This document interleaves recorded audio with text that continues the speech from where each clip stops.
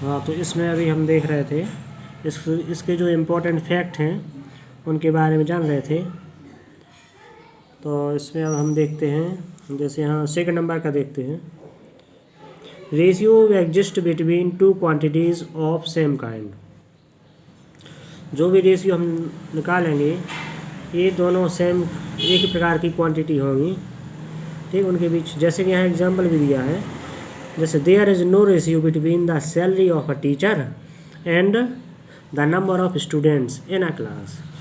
जैसे टीचर की सैलरी और क्लास में जो नंबर ऑफ स्टूडेंट हैं, इन दोनों के बीच में हम रेशियो नहीं निकाल सकते, क्योंकि ये सेम क्वांटिटी नहीं है, ठीक है। उनकी यूनिट भी अलग हो जाएगी, तो क्वांटिटी सेम होना चाहिए।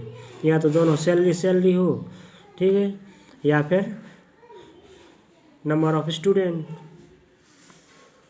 उसके बाद थर्ड नंबर पर दिया है, since ratio is a fraction both of its terms numerator and denominator can be multiplied और divided by the same number non zero number.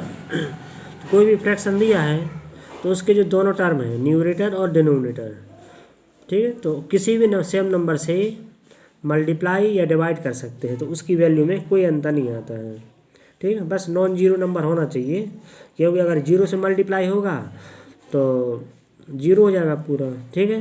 तो जीरो बस ना हो तो सेम नंबर से न्यूमरेटर और डिनोमिनेटर में मल्टीप्लाई और डिवाइड कर सकते हैं, उसकी वैल्यू में कोई अंतर नहीं है।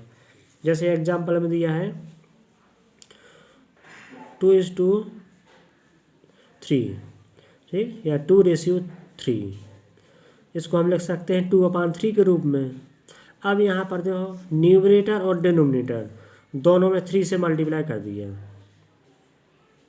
दोनों में 3 से मल्टीप्लाई कर दिया है, तो इसकी वैल्यू देखो क्या आ गया 6/9। तो जो यहाँ 2/3 है और 6/9 दोनों कैसे हैं, इक्वल फ्रैक्शन है, इक्विवेलेंट है, ठीक। यही 6/9 है, इसको यदि हम 3 से काट दें तो फिर से अपना 2/3 आ जाएगा, ठीक है। तो उसकी वैल्यू में तो कोई अंतर नहीं आया। तो ये जो 2:3 इक्वल 6:9 दोनों रेशियो कैसे हैं, इक्विवेलेंट है, इक्वल है, ठीक है। इसी तरह से यहाँ 15/12 इसमें देखो क्या किया है, यहाँ 3 से डिवाइड कर दिया, न्यूमरेटर और डिनोमिनेटर दोनों को 3 से डिवाइड किया है, तो कितना आ गया 5/4, ठीक है। तो 15/12 और 5/4 दोनों इक्वल फ्रैक्शन है, ठीक है। इसको हम ऐसे भी लिख सकते हैं 15:12 इक्वल 5:4, ठीक है। तो ध्यान रखना, किसी भी सेम नंबर से न्यूमरेटर और डिनोमिनेटर में मल्टीप्लाई कर सकते हैं और किसी भी सेम नंबर से दोनों टर्म में डिवाइड कर सकते हैं, तो उसकी वैल्यू में कोई अंतर नहीं आता है।